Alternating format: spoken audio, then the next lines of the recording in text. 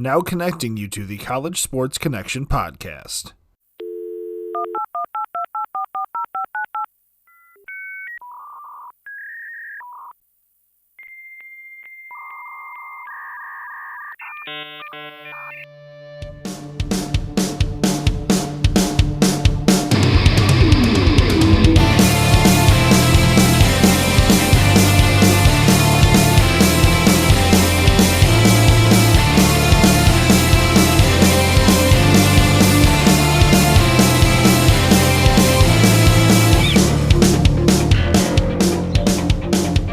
All right, everybody. Welcome back to the College Sports Connection podcast. I'm your host, Alex the Captain. As always, my partner, AJ the Guru. Hey, what's going on, everybody? AJ, welcome back. We had a great week last week having Chris Wormley on the show, but we got another great show planned for everybody this week. I'll let you go ahead and introduce him. Yeah, tonight we got a coach on here from Northern Illinois University. He's entering his fifth year as the coach, where in the past 5 years he's had 8 MAC medalists, 1 female freshman of the year, 3 NCAA All-Regions, 1 NCAA qualifier, and 2019 an NIU record of 14 academic All-American honorees. Coach Adrian Myers. Coach, welcome to the show. Thank you, Welcome, fellas. Coach. I'm glad to be here with you. Yes, this is it's going to be a lot of fun because track is, I think, a sport that, doesn't get the credit it deserves because it does take a tremendous amount of athleticism to compete in all the events, from short to distance to throwing. I was a thrower, so that's all I know about that side of track and field because I hate running. So that's why I actually resource. We all pick the shortest event we could be successful at. Exactly. Yeah, and sometimes that's just a heave. It is, and you know what? It worked out because it was so funny when I did it. It was all football players and we were all linemen because we just don't like running. So it's like, we'll just do this to stay in shape. We got to play it worked for out. you. And that's why I actually had to resource my questions tonight to my fiance because she ran distance at the University of Montana. Awesome. And so this is a sport she knows very well and still an active runner. So I had to resource questions and ideas from her tonight. So hopefully we can get going here. But Alex, why don't you start us off, man? Sure. Well, first off, Coach, thank you so much for joining us. You are the first one to kick off our year of Maction. So happy to have you. Thank you so much for coming on. You'll save the best for last, hopefully. Yeah, Toledo, right? Yeah. Like I said, there's a lot involved with track, a lot involved with cross country. But you've really kind of put Northern Illinois on a new path in terms of the success. If you could kind of speak to the success of the players you've had, not only recently, but like just since you've started at Northern Illinois, what's kind of been that mindset of building a championship caliber squad? Yeah, no, for me, one thing that's different from a lot of coaches, I feel like, is I actually grew up in Oregon, Illinois, so right up the street from DeKalb. And for me, it was an opportunity to come back close to home, be close to my family, my parents, some of my friends that still live local, and kind of have that support system. I've got a wife and 3 kids. Support is important. You got to have that in order to sometimes manage this career. We spend a lot of time with other people's children. And as a result, it's good to have that support system close to home. So for me, coming back here was truly a dream opportunity to do this. And one thing that's nice is when you take a program that at the time was at the bottom of the conference, you can't mess that up. So for me, it was a kind of a win-win opportunity. But being from the state of Illinois and knowing the talent that's in that region, I knew we could be better. That state, our state, produces a plethora of the country's top talent. I just needed to tap into that a little bit, and be able to be competitive in our conference in the region. So that was kind of phase one, was raising the recruiting expectation, recruiting the state of Illinois, knowing that we didn't need to go that far out, and then just building a foundation of accountability and the expectation for success, that we were going to be good. I didn't come here to remain the bottom dweller of the conference. We were going to move this thing up and make it work. Sure. Before we get too deep into that, because there's a lot of questions I do have about the recruiting of the Chicago area and whatnot. Take a step back. You had to start in Indianapolis. You were at Marion University, you were at Purdue and West Lafayette, and also at Zionsville High School and IPUI. Going to Zionsville, I kind of reached out to a friend a couple of days ago telling him we were doing this. A good friend of mine, Jimmer, is the lacrosse coach there. Okay. He told me to tell you, go Eagles. So, he's a Carmel kid, but he's second year as a lacrosse coach there. Awesome. Right. We were doing this. That was really cool. Oh, it's great area. I mean, phenomenal school district. Everybody I met there was first class, and were great to know. Sure. And I think it's kind of, looking in the areas you've been around Indianapolis and Chicago, there's so much talent in just those two cities, in itself. So at IPUI and even at Purdue and Marion, you didn't have to travel very far to find top talent in all the high schools in that area. So kind of as a coach, was that just, kind of refreshing knowing that you could just make a quick drive to a high school, talking to a kid, and then be in your bed that night? Oh, absolutely. That's a game changer. And personally, I believe when you wear a uniform that represents where you're from, it means a little bit more. And that's kind of the thing I've always sold when, at Marion or IUPUI and, now at Northern Illinois, that when you can have that on your chest, and you go out there, you represent your families, your friends, your coaches. And again, it goes back to that support network. You have people that can come and support you at the next level, the ones that got you to that level. And I just think it means a little bit different than if you're from Naperville, Illinois, or Carmel, Indiana, and you go to somewhere in Wyoming or in Massachusetts. It doesn't belittle that opportunity, but what it does, there's just a different pride you have representing where you're from. So without a doubt, if you can make that pitch and make them understand the value of that, I mean, you can build on that, definitely. And have you found that pitch being very successful? Because I know a lot of kids do get homesick if they, being on their own for the first time, being around that support system. Have you found that to be very successful in the talent you've gotten? Absolutely. And the other thing you'll notice is we have transfers as well. And that's one of the things I like to focus on is I always try to treat recruits very, very well, even if they decide that Northern Illinois or any institution is not for them, because you don't know at what point, like you just said, that they decide where they're at, they're homesick, this doesn't make sense for me anymore. They're going to look back at their interactions closer to home. And for us, that's worked out very well. And I feel like that's worked out very well at all the institutions I've been a part of, is being that home for them, and come home and they know that they have us here. Sure. No, that makes perfect sense. And it's actually funny. I was going to kind of speak to a lot of that roster is that homegrown, that Illinois area roster. So that's a phenomenal philosophy on how to instill that this is a homegrown thing. So that's really awesome. Oh, absolutely. And that truly was kind of mission number one coming in the door, was to make this roster Illinois, and try to win titles with Illinois kids, and represent the legacy that the state of Illinois has at the high school level. Now let's bring it to the next level and let's win and do it that way. Sure. Now, do you find it difficult at times having Northwestern, just down the street, University of Illinois, you get the Southern Illinois, do you find it difficult, when you talk to one kid, I'm sure they've talked to all those schools as well. So really, especially being a Big Ten program, two Big Ten programs in the area, you having been in the Big Ten and you know what that means. So is your push a little harder when it comes to girls who have talked to those kinds of schools? Oh, absolutely. And I believe, and I should remember this number, but I think it's 13 Division I institutions in the state of Illinois alone. So you're absolutely right. Anyone we've talked to, they've talked to all the directional schools, the state, everybody's talked to. And that's the one thing that makes it difficult in recruiting sometimes is, as our kind of pedigree in the roster and competitiveness has gone up, the value of earning a scholarship has now been a lot more hard on incoming recruits. So as a result, the athlete that we may be now asked to walk on, another institution might offer them 3/4 of their cost to attend. And that makes it a lot more difficult now, but it's a good problem to have. So it's certainly in the state of Illinois. I mean, Illinois as a program is very successful right now. Northwestern just 2 years ago missed making the national championships.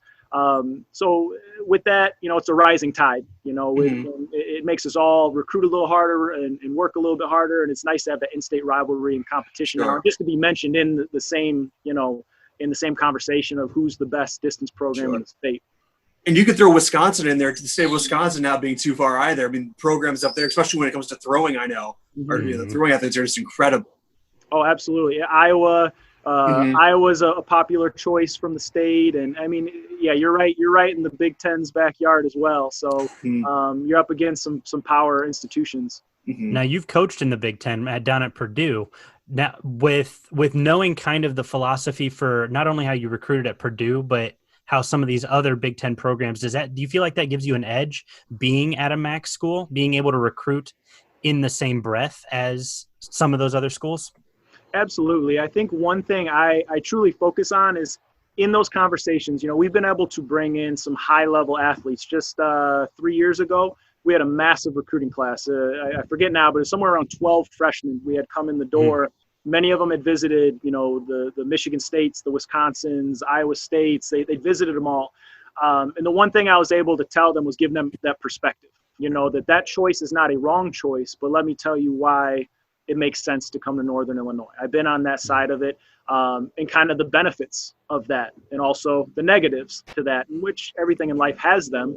But I've seen them. So let me lay this out for you, and then you can make a choice on what's best for you, based on that. Knowing that either one's not a wrong answer, But Right. I think perspective helps a great deal, and each sport's a little different.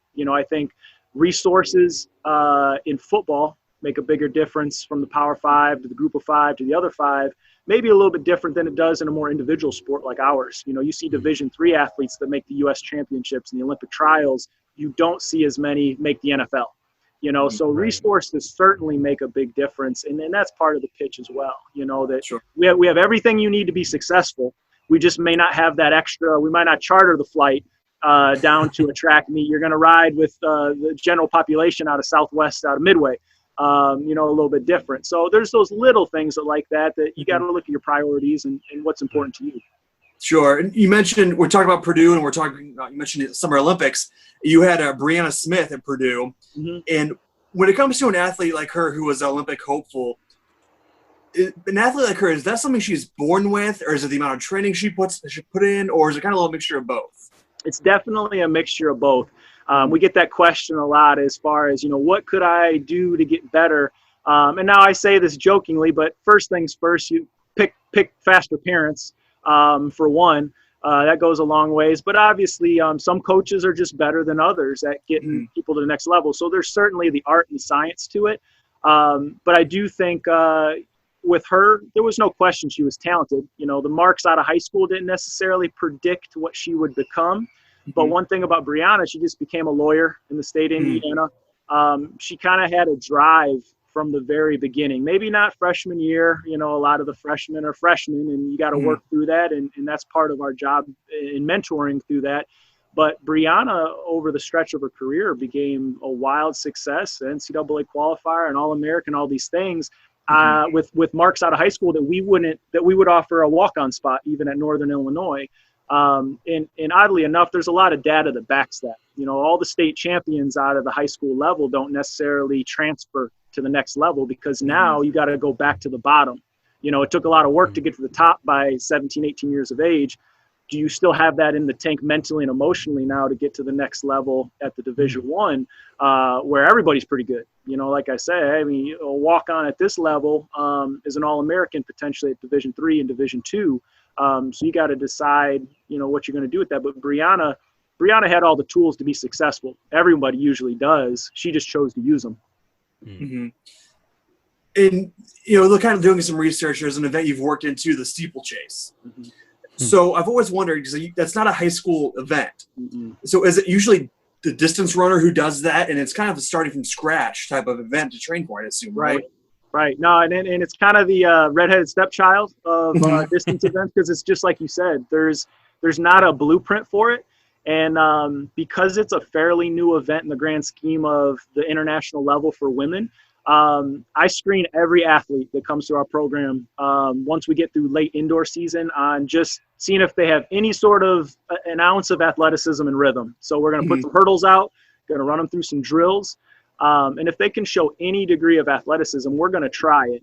And oddly enough, you find athletes out of your group that you never thought would be steeplers, or maybe they're middle of the pack on your program. And next thing you know, they're helping you at the conference level in the steeple. There's just it's almost like the 800 meters. It's just some people are born with that, ability to run that event very successfully. Now, is that an event where every program has a steeplechaser, or is there some programs that don't have that quite yet, and it's only a select few? Yeah, each program, and that's kind of one of the nuances and beauty of our sport is programs can prioritize certain event areas. You know, for us at Northern Illinois, we run what's called a balanced program. So we don't put all the resources in the distance, we don't put them all in the sprints, we don't put them all in the throws, but some programs do that.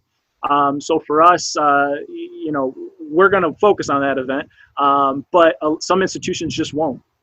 Because I'm sure not every institution has the capabilities of putting a steeple in their track, because it can't be a cheap renovation type of thing, I'd assume. Yeah, I mean, for most places, the barriers themselves are probably the largest expense, and then after that, you've got the underground water pit that's built there. But yeah, I mean, as long as the institution has built a college regulation track facility, usually they're going to have them. Now, the older tracks, it might designate whether it's on the inside of the track or outside of the track. But as far as I know, a lot of the Division I institutions should have it. That's interesting.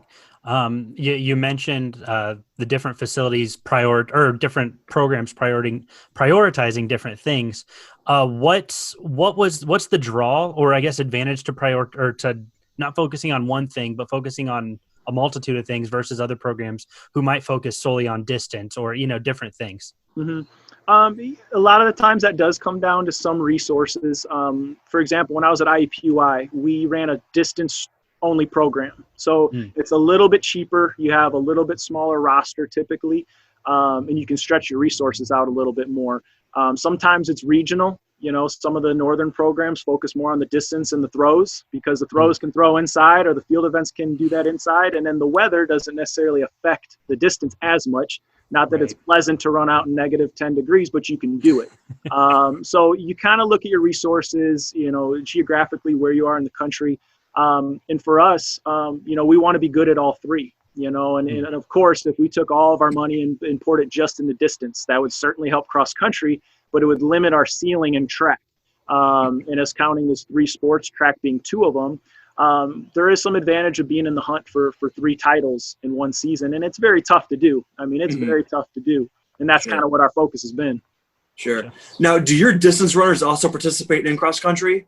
Yes. Yep. So all year, every single one of our distance athletes run cross, indoors and outdoors. Wow.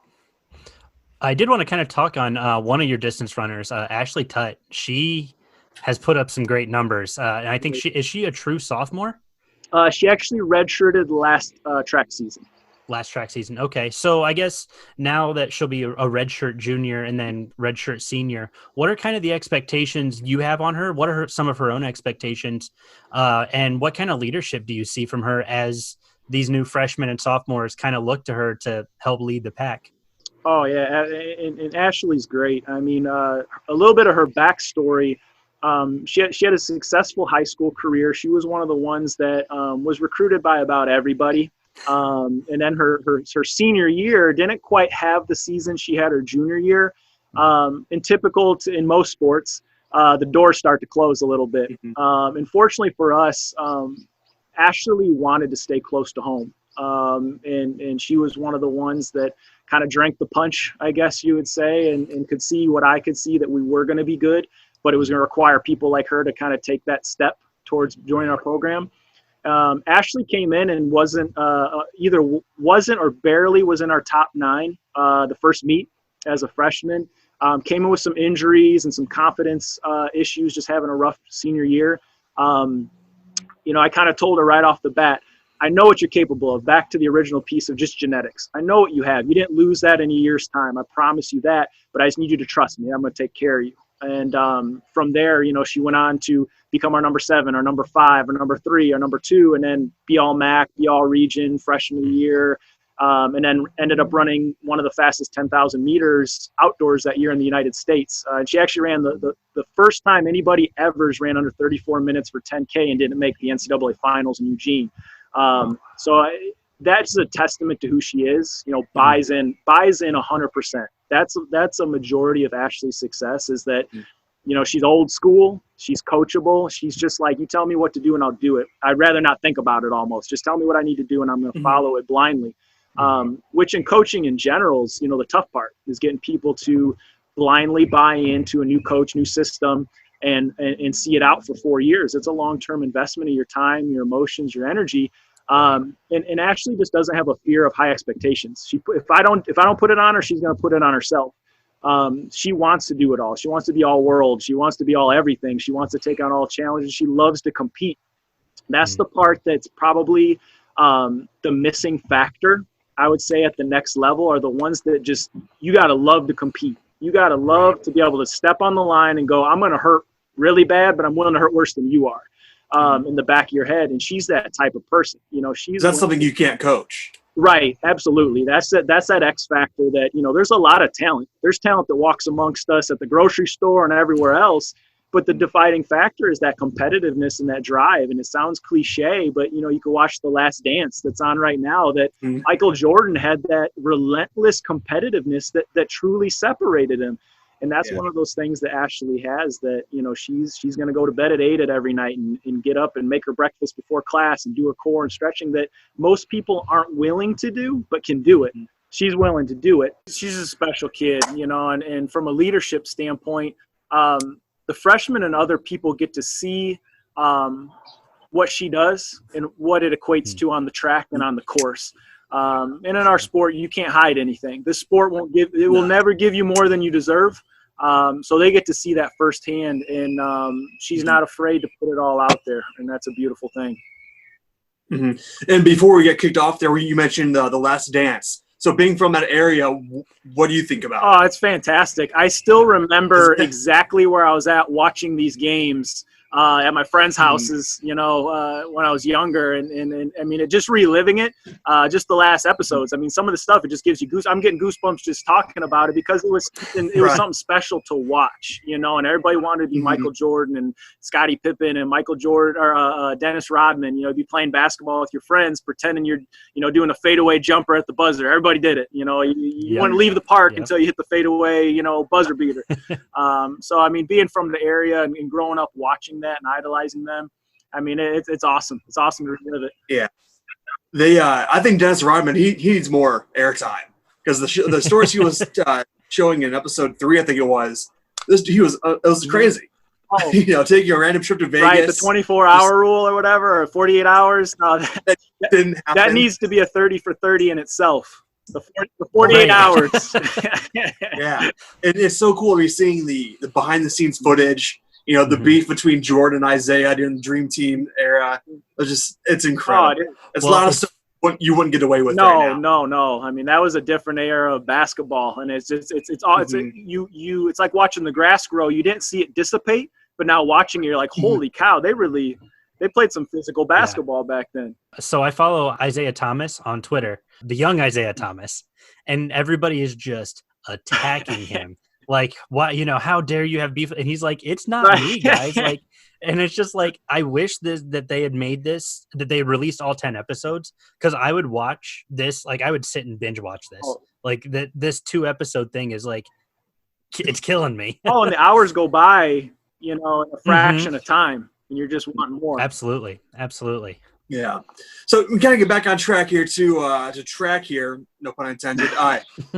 Do you guys have an event in the program that you look that's very consistent? So when you guys need points in a tournament, you can look and say, okay, the 800 meters coming up, they're going to put us back in the hunt for the win. Right. I think pretty consistently the 8, the 15, and the steeplechase on my side, and then I would say the horizontal and vertical jumps with Coach T-Berry, without a bit, have surely been it. And then the hurdles. I think right now, certainly what you're going to see next year out of our program is all of our bases covered, without a question. But those would be, I would say, historically where we've been at. Okay. Talking about those different distances and things that you kind of work with. I mentioned this to you over Twitter. You've got a lot of runners who consistently run 800 meters to 5Ks very, very well. What's kind of the training that goes into that, and how do you get that consistency from everybody? I'm sure that's not an easy thing to do. Oh yeah, no, I think kind of what we were talking about earlier. I think number one is a competitive. You got to have that competitiveness, and sometimes the art and the science of what we do. you got to find kids that have it. So that's kind of square one with that. And then kind of learning to connect the mental confidence piece to the physical side with development over time. And everybody requires a little different, and that's kind of what separates some coaches from another. But in our sport, there's not one way to do it. You know, we've had successful 800-meter runners that have ran 60 miles a week, just like we've had successful 10,000-meter runners run 60 miles a week and 30 miles and, you know, everything else in between.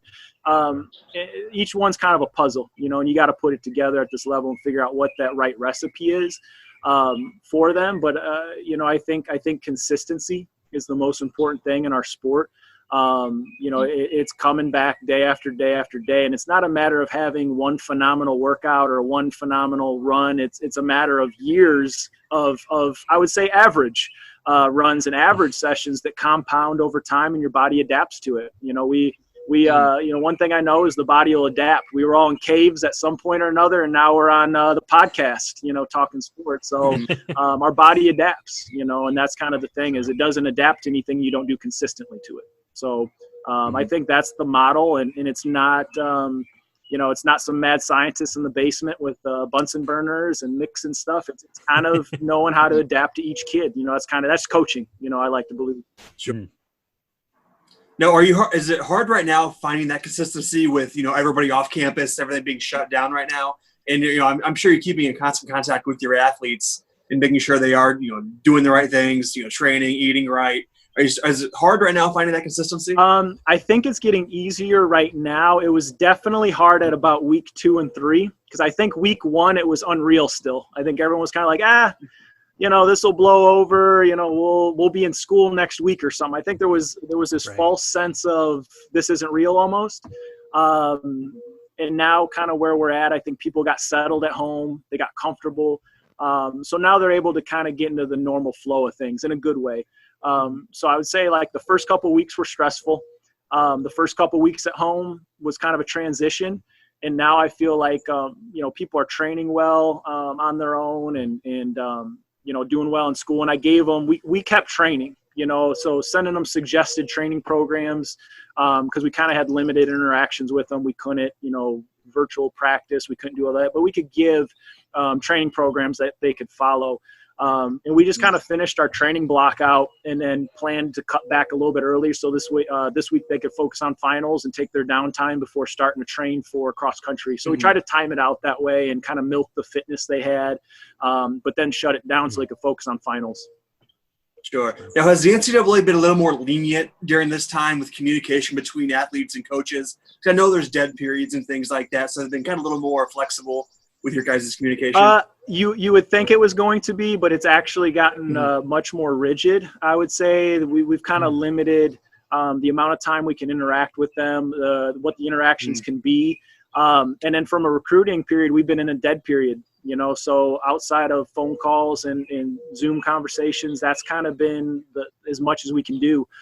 So for us right now, just weekly team meetings over Zoom, which, you know, I didn't know this technology existed until the pandemic, and now it's utilized all day. So we do that weekly, check in, make sure grades are good, make sure the mental emotional is good, you know, any questions about what they're doing training and otherwise. And that's kind of been it. So it's been interesting, and we've had to all kind of adapt to it. Now, speaking of recruiting real quick, how were you able to get somebody from Kingston, Jamaica up to Northern Illinois? Smoke and mirrors, because baby. I'm not living smoke and mirrors, baby. No. You know, a lot of that's just, you know, who you know in these countries and who can kind of vouch for the character of the coaches and that they'll be taken care of. You know, I would say that's one thing that's very important, especially for the Caribbean athletes and just in general athletes from other countries, is they want to know that they're going to be supported here and you know, they're coming to a whole different country. They want to make sure they're taken care of. And I think that's one thing through some of our recruiting networks and connections over the years we've been able to establish as a relationship there. And as you can see, I think since I've been here, I think we've had 5 athletes from the islands. And they've all been successful for us. So I think now, because of that, they see, hey, I can go to Northern Illinois and the winters are going to be terrible, but they gave me a nice, heavy, thick coat. And we have a nice indoor facility that they can use and get the job done. So, I mean, just out of the islands. I mean, I think there's 3 or 4 MAC champions, more than that.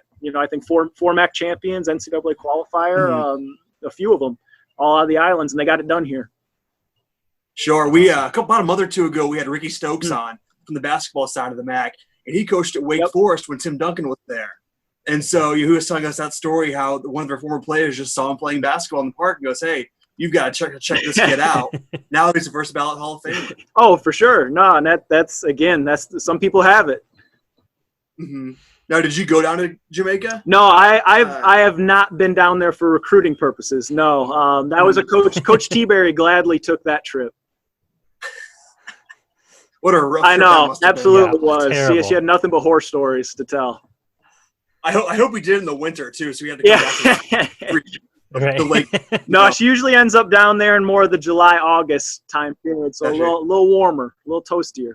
Mm-hmm. Now, and the Jamaicans have always dominated the Olympic track. What is it about the runners in Jamaica being able just to dominate those events? One thing that's helped is they're not a very big country, so their per capita certainly has shown a lot of success. We have historically, I would say been the face of international track and field in a lot of events. But when you look at our population density in the U.S., we're good at a lot of things, but in a place like the islands there, you play soccer or you run track.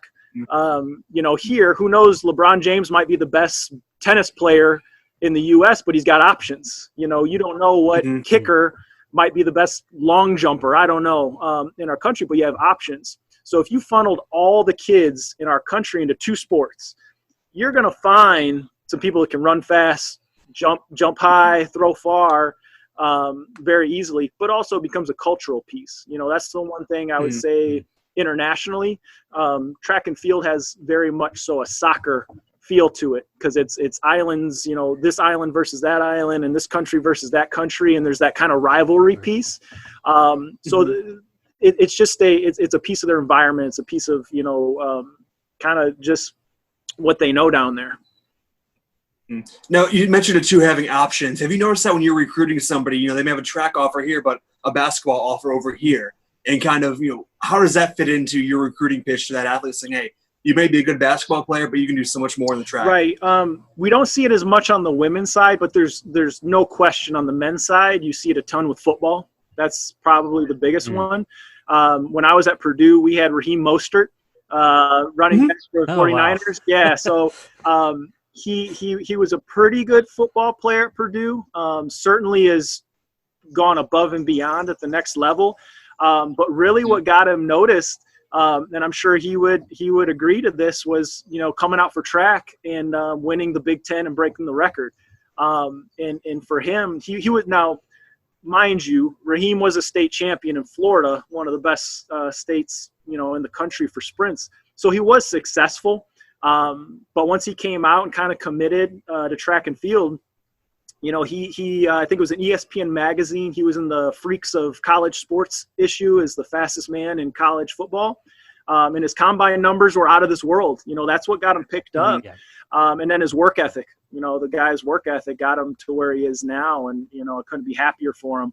Unfortunately, he had a very, very short stint with the Chicago Bears. I wish that would have panned out a little bit longer, but and I'm a Cleveland guy, so we had a short stint in Cleveland. Yeah. And so on the men's side is where you see that a whole lot more than the women's side. But I have coached where I've had a female athlete that was a soccer player that also ran the 800 and the 400. I've actually had 2 of those. And then we've tried to talk to Ray here at Purdue or at NIU about one of his volleyball players before that had some track credentials that were actually pretty good. But that was a hard pitch. She was a pretty good volleyball player too. So on the women's side, not so much. The men definitely on the football side. Speed, power. Speed, power, sport. Sure. And I mean, I don't think Raheem wasn't even drafted, was he?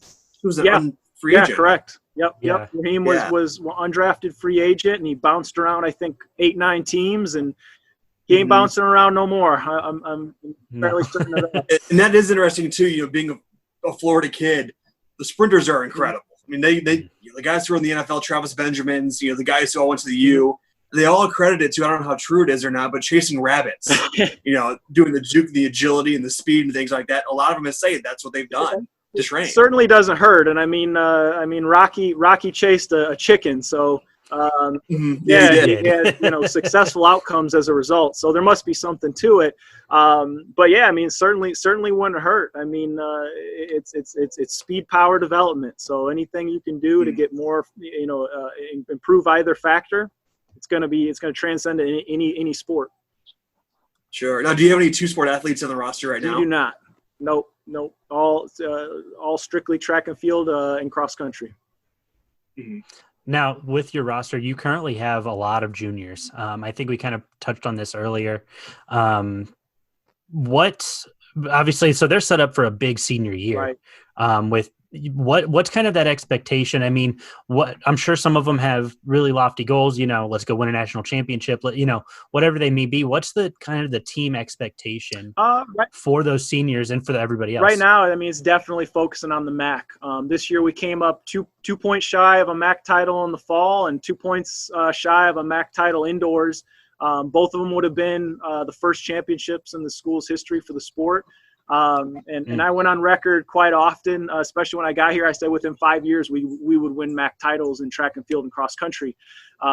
So we were definitely close. A lot of things could have gone our favor, and a lot of things did. So we were very close. And I think now people have gotten a taste of how exciting that was, and to be in the fight, and now to look on to the next one. And that's probably been the most motivating factor for all of them since they've gone home, is that 2 points. Sure.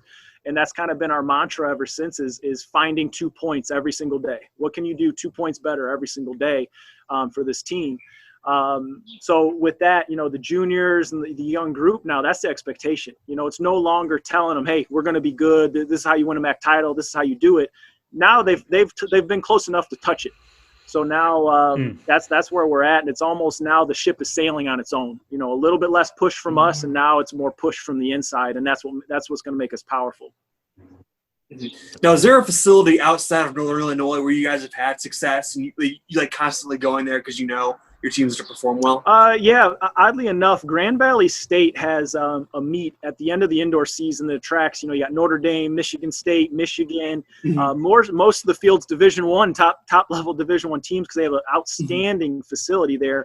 And we go up there and almost always come home, with tons of PRs, personal bests, MAC automatic qualifiers, and we really feel good about ourselves going into the championships. And it's at the right time. It's at the end of the indoor season when we should be getting ready. And then outdoors, we kind of spread out a little bit more. For us going to California with the distance athletes, we usually go to Mount Sac Relays or Stanford Invitational, which goes well for us. Sprint Side Texas Relays, Michael Johnson Invitational. We usually come away with the marks we need to know, hey, we're ready to contend in a few weeks at the MAC championship. So, there are definitely some meets that we really key on to peak our fitness at that point in time and have, big performances. Now, do you notice your athletes performing better when they're on the West Coast? In the sunshine and stuff like that, you're a little more excited? Yeah, definitely in the month of April, when it could be a foot of snow here. There's something about stepping off that plane and it's 72 degrees and not a cloud in the sky that kind of raises their spirits. But we're not the only ones. A lot of programs go out there for the same purposes. And one thing you'll find in track and field is regardless of how nice the facilities are, you put enough fast people on the track at the same place and same time, results happen. So that's also, some of those meets are just set up where, everybody's coming there for the same reason and then they get it done. Mm-hmm. Right. No, absolutely. I do have a couple of questions. We had actually a couple mailbag questions. So we're actually part of a network called the Four Beardsmen Sports Network. Excellent. And our brother show, or our cousin show, if you will, there's the Beard Brothers Fantasy Football Podcast, and Beard Brother Dylan submitted a question for you. What's been your favorite thing about coaching at NIU, and how does that compare to other places that you've coached, such as Purdue, things like that? I think it's just having some roots here. I went to the NIU football games when I was a kid. I had guys that I played against in high school, like Sheldon, who caught that pass to beat Alabama. He played Burlington Central. He was in our conference in high school. So, wow. there's things like that that are special, you know, to be able to go to the football games with my dad and my family and kind of have that connection there. That's a little bit different. You know, it makes it more than my place of employment. You know, this is somewhere that definitely feels like home to me. And there's definitely a buy-in factor with the other sports, which makes it fun too. There's just that family atmosphere that, you know, gets thrown around a lot, but you can definitely feel it here. Now, do you have runners in your family? So if you go for a run in the neighborhood, do you have somebody coming with you? Absolutely not. I was the only one, you know, and honestly, funny thing with me, I played baseball. And my high school track coach, Art Carlson, who was also a Northern Illinois graduate, he recruited me out of gym class and said, you know, you sit the bench in baseball. Why not try out for, you know, come out for track? And kind of the rest was history after that. Mm-hmm. But I was the only one. I was the only one that does that. That did it. Sure, I ran a 5K with my fiance probably 2 years ago. I'm pretty sure I saw my life flash before my eyes. I'm saying you're live to tell us the story. It was a St. Patty's Day run in downtown Cleveland, so I was only there for one thing. Yeah. But she's running this, not breaking a sweat, and I'm dying in the back. I don't know how you do this. It's not fun. You know, I played baseball, I played football, so I was meant to run, 4 to 6 seconds or 90 feet. Right, that's all I can get. Good for her. Good for her. And she still is an avid runner, so I definitely do respect it because I didn't know a whole lot about it going into it. And so, like I said, I threw shot and disc. So it's like, I'm going to be in my little corner. Because where the field is, you don't see the on-track events. Yeah, where's the post-race pizza? Was that kind of exactly right?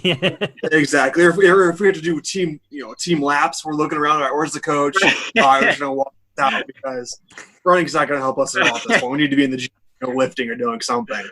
So, what's it going to take for Ball State to get a men's track team? Well, they had one, and that's one of those things that, the expansion of football in the conference and a lot of things from a historical perspective that happened. You talk about a conference that's rich. I mean, arguably one of the richest traditions in Division I track and field is our conference. Western Michigan won back-to-back cross-country national titles. They were just highlighted by the NCAA for that. Eastern Michigan has, over a dozen Olympians. What Division I institution has that, period? That has a Olympian, let alone, Baker's dozen of them. That's a good question. That's a good question.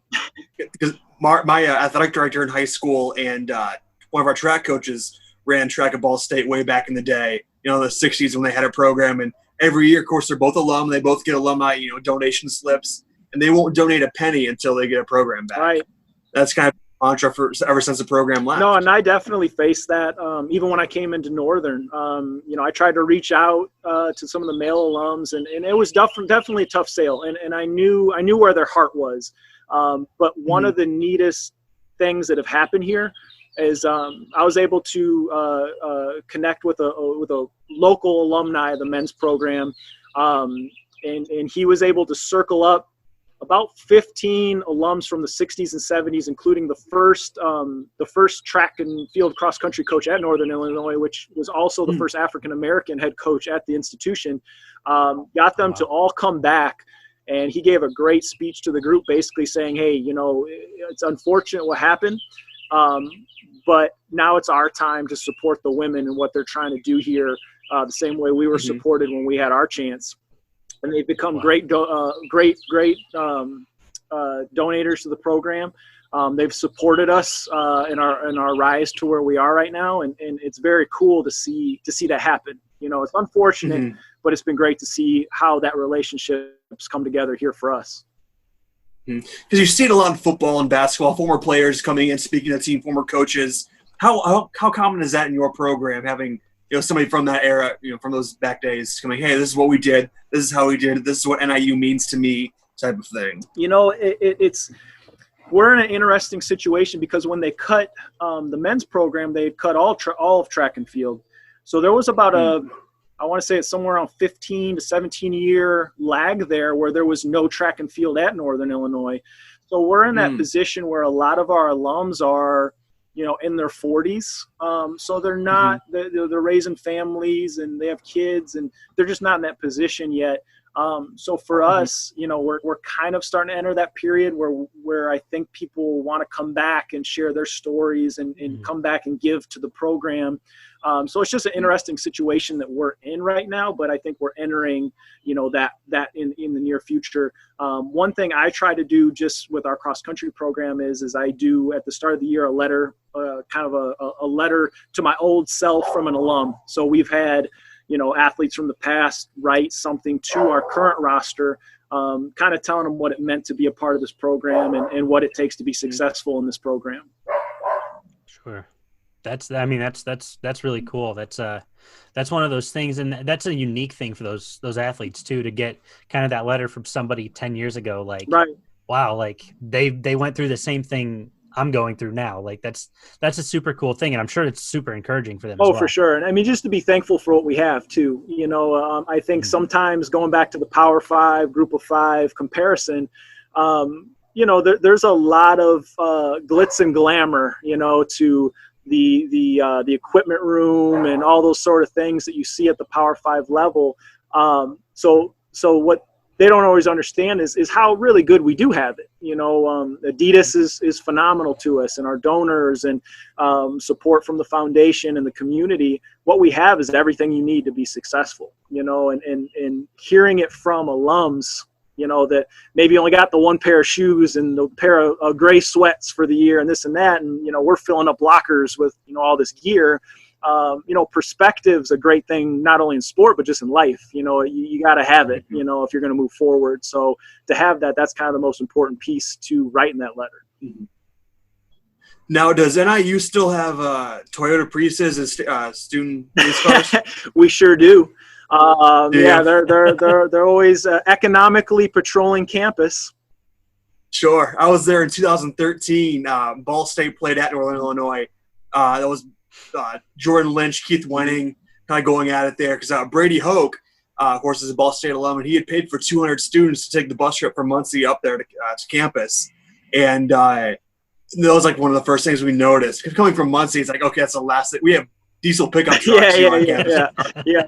So that was one of the first things we noticed. But that's the first time I'd been on campus. And the facilities, from what we saw as a whole, are just incredible.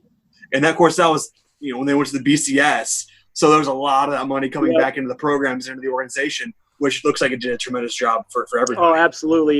Having the Chesapeake Practice Center, which is the indoor football facility primarily, but it is a multi-sport facility. So we have a 325-meter indoor training track in there with jump pits and the field turf, and we have the nets that can drop down, so golf can practice in there while soccer's on the other side, and while we're running a workout. That's the stuff that's critical. If you have those sort of facilities, it maximizes everybody's potential. And now there's the nutrition center in there, plus the weight room and the athletic training. I mean, it definitely is, the success of the past is certainly pushing the success of the future here at Northern Illinois. That's awesome. Now they need to warn during football games. They need to warn opposing fans of the cannon. Oh yeah, that's really loud. We didn't know about it. Well, now they shoot the fireworks off the top. Oh, do yeah, that? which equally has that kind of lag time, and when it goes off, it's enough to skip you a couple beats there. Yeah, because I think the game we were at, it was like 47-31 was the final, so it was just a scoring fest. And every couple of minutes, Jordan Lynch goes for 60 yards and. Boom, there's a cannon that goes off right to my right. I go, well, okay. That was the game, right, where he had like 200 rushing yards and like 300 passing yards and like 9 total touchdowns between passing and throw. Yeah. That was Jordan Lynch broke a lot of teams' hearts that year. I really don't want to talk about it. I watched him beat Toledo two weeks later. It was awful. And it's because if you look at the guys on that team, the most successful one right now in the NFL is Willie Snead, who was a receiver for us, and now he's in Baltimore. And but yeah, that was just so much fun because it was an ESPN Wednesday night. I think it was. We all skipped class and hopped the bus and headed up there. But we had so much fun. Now, does Naperville still do the Rib Fest? I'm not sure. That's one I'm not positive of. But out here in this region, I feel like every town's got a Rib Fest. Mm-hmm. My dad used to do the professional rib tour, so we used to go to Naperville every year and do it. This is 10, 15 years ago, probably a little bit longer, but it was always a massive event they put on. I would believe, especially Naperville, they have a great downtown community that supports festivals. So, I mean, that sounds right up their alley. And those are so much fun to go to. Also, nothing beats a good barbecue. So what's your go-to pizza spot in Chicago? Not to just be, follow probably the norm, but I love Giordano's. I'm a big Giordano's guy. Gino's East, and then probably Home Run Inn. But then if I were to pick a local spot, actually from my hometown that I think's the best pizza in the world is Alfano's. Ever passing through small town Oregon, Illinois, Alfano's is the best pizza you're ever going to touch. Promise you. Really? AJ and I like food, so we'll probably make a point to go there. So when I'm in Chicago, we always go to Pizzeria Do, off of Wabash. Okay, yeah. And just a little hole in the wall, basement type style. And we, of course, it's right off Michigan Avenue, so we don't, that's kind of where we want to be, but it's always a blast. Oh, yeah. No. And it's interesting, too, because you can get Lou Malinati's mailed to you now frozen. So they're really up in their game. Oh, for sure. And perfect timing, I guess. Right. So when it comes to, like, your nutritionist on the team, you're in an area where there's phenomenal foods. And not, I mean, as a runner, you've got to load up on, pizza's probably not the worst thing for you. But how strict are you guys as nutritionists during season? For me, it's almost like the training. You want to be consistent in what you do, and obviously you don't put gasoline in a F1 car. There's a certain fuel that you put in there that you don't put in your normal car. So with that, it's all about education. In our sport, I definitely think it's been in the public's eye. That there's nutrition-related issues related to it, just like gymnastics and wrestling and things like that. So it's definitely a focal point. But I think the biggest thing is educating them. You understand, the chemistry of food, what does what in your body, what you don't need, when you need to eat this, and the importance of water, and the things that we get athletes that come in that are drinking a Coke at a track meet and go out there and get it done, but they don't necessarily understand that you shouldn't do that, and how good you can be if you make little changes. So we focus on education, and then after that, consistency. Do things consistently to get consistent results. You can predict that. Now, how are you monitoring that right now? What these athletes are putting in their bodies now that they're not on campus? No, I mean right now, I think we have, again, through the foundational piece of education, I think they kind of know what they got to do. But I'll be honest, when they have their 2 weeks down off training, I kind of tell them, like, hey, that whatever it is that you haven't been able to do, go for it, and then if you've been disciplined for me all year, this is the time that I want you to indulge in whatever that is. I won't ask questions. Go get that pizza. Correct. Whatever it is. I don't care what it is. Go do it now. But I'll admit too, though, after somebody runs a 10K, which is something that's not contested a lot at the college level. So when you run a 10K, you're going for a big time. Kind of our tradition, we go and get, usually we do it out in California. So afterwards it's a milkshake and a burger at In-N-Out, because that's the only place that's usually open by the time the 10K is over. So things like that. And at that point, you just need to put fuel in your body. It doesn't even care what it is. So right now they're in their downtime. So I kind of want them to, if they want to eat gummy bears all night, that's fine. Knowing that when we come back, we need to dial back in and, get back in training and take it seriously, just like a fighter would for a fight camp, leading into, you get serious. So, so you got to have that balance in life. They're not machines. Sure. And now with, everybody doing finals and stuff like that online, have you heard any, issues from your athletes, in regards to doing classes online right now, and, difficulties and whatnot? On the front end, yes. I don't think we were much different than a lot of other institutions that weren't necessarily prepared to go full online at this, middle of a semester. So I think right now the institution Northern's gotten into the flow, and from my understanding, it's much improved. And everything's been fine. So in those weekly check-ins that we have as a team on Zoom, that's one of the questions, how has that improved? Is there anything I can help with? You have, someone I need to go talk to? And all of them said it's much improved. In a matter of 2 or 3 weeks, they kind of got it figured out pretty quickly. Because I can imagine that first 2 weeks had to have been awful. Oh, yeah. Nobody knew. Yeah, everyone was frustrated, and I can't do this, and this didn't work, and the professor's not checking in, and there's nothing on, but again, it was an unprecedented time, and most schools didn't have the infrastructure in place to go full online, so kudos to all the institutions out there that were able to, in 2 to 3 weeks, put it in place and make it work. And I'm seeing it. Oh, go ahead. Okay, I was just going to say that's something. I'm a student at the University of Toledo right now, going back for an education degree, and that's something that I've noticed is that even just in the last 6-7 weeks, we see that shift from nobody knows what's going on to they could do this for the next 3 years, and it's streamlined. It's been really incredible, but like you said, very frustrating. I can only imagine just how much more frustrating it is for these athletes who now don't have their sports. Now they've got to do everything online. Now they don't have their coach. Like, it's just a complete lifestyle flip in the middle of a season. Right, and I think the NCAA kind of got ahead of that because they've made it much more lenient next year from like a progress towards degree standpoint. Not saying that's right or wrong, but there's certainly going to be people that are affected by it. Some people went home and they may not have access like somebody else does to the internet or laptop or whatever it is. Not to make excuses, but everyone's access is a little bit different once they go home. And then, again, you don't have, like you said, a coach or a academic coordinator or somebody else or a tutor, hey, you got to be here for your study table hours. So there's a lot of things that make it a challenge for some people. And again, people being adaptable, and that's kind of a key to life and figuring it out. And one thing that's definitely a bonus is we do have the infrastructure in place now. If there's ever a need to expand our online offerings or what that looks like, hey, we've done it now. So silver lining. Yep. Absolutely. Sure. So for your team, when they come back, whenever that may be, what are your expectations? Do you plan on picking up where you left off?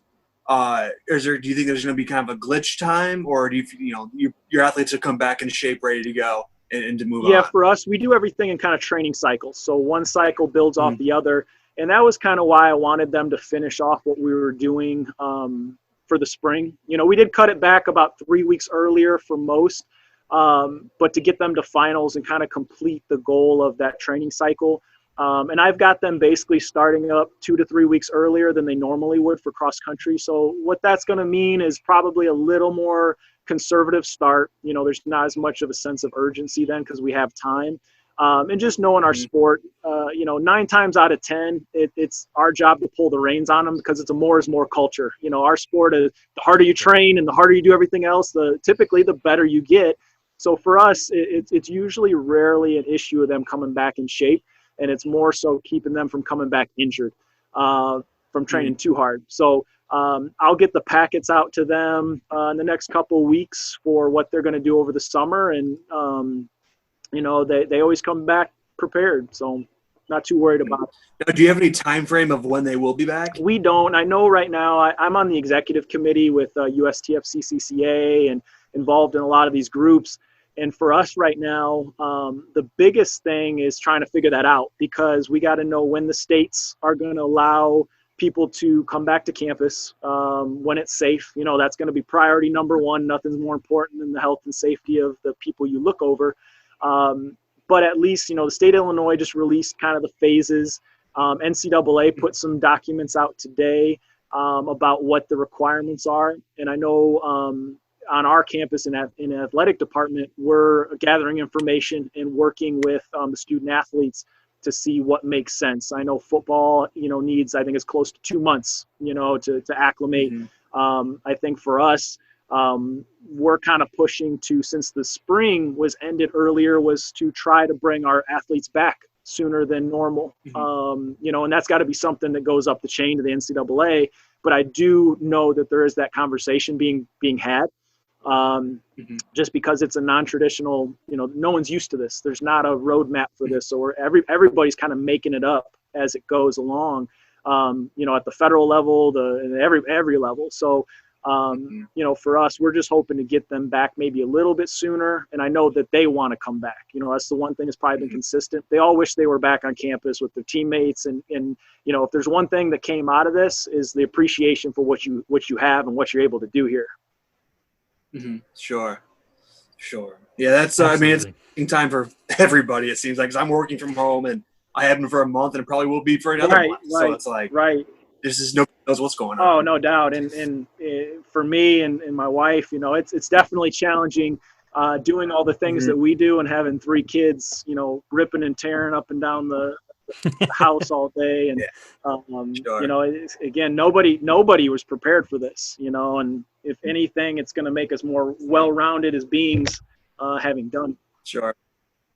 Now is totally random question, but is Mission a pretty sweet dog? In my experience, yes. And also he a great recruiting tool. I can imagine. Like that's the #1 photo op right there. Like above, hey, can I put the jersey on and this and that? It's they want to take a picture with the dog. So makes sense. It's the dog. Why not? That and the high five. You can get the high five from the dog and. That's one of my favorite gifs. I'm sure you've seen us use it on the Twitter a lot. Where he's high-fiving the cheerleader. That's one of like the best gifs in all of like sports history. Absolutely. That and Jack Nicholson. They're kind of right there. Mm-hmm. Oh, absolutely. Yep. Yep. Well, Coach, we really do appreciate this. Yeah, man. This is a lot of fun. You know, got a lot of insight to a sport I don't know a whole lot about. Same. Yeah, absolutely. Definitely learned a ton. And we'll definitely have to do this again. And maybe once you guys get the season going, we can talk about more athletes, talk about more events, and hopefully we make it out there for an event sometime. I would love to. And I appreciate you guys giving me the time and the platform. I think one thing, you know, me as a Olympic sports coach, one thing we always got to take advantage of is the platforms we're provided to educate fans and spectators. You know, it's a beautiful sport, and there's a lot of beautiful sports, and ours is one of them. And I'm fortunate enough and blessed enough to coach it and guide young people through it. So I appreciate you guys for giving me this outlet and platform to do so. And please do. You tell me when, and I'll be here. It's been fun. Yeah, absolutely. All right, sounds good. Thank you so much. We really appreciate it. Yep. Thank you, guys. Cool. Thanks, Coach. Have a great evening. Yep. You too. All right, AJ. I got a lot of good information from this. That was a lot of fun. That was awesome. Yeah, we had a lot. So, guys, I think that's going to do it for us. It's going to wrap up the show. Thank you so much for tuning in. If you guys get the chance, please follow us on Twitter at College Sport Pod. Posting articles. Going to be posting this episode this week. Going to be posting a lot more content moving forward with our year of Maction. If you do get the chance, follow our Beard cousins over at Beard Bros FF. Mm-hmm.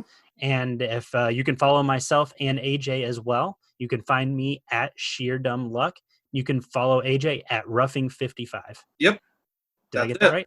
AJ, anything else you wanted to throw out there? I'm all set, man. It was a lot of fun. Looks like Coach was very knowledgeable, very. It was a very insightful interview into a sport that doesn't get a whole lot of credit, and especially in a conference that he mentioned has a lot of Olympic talent.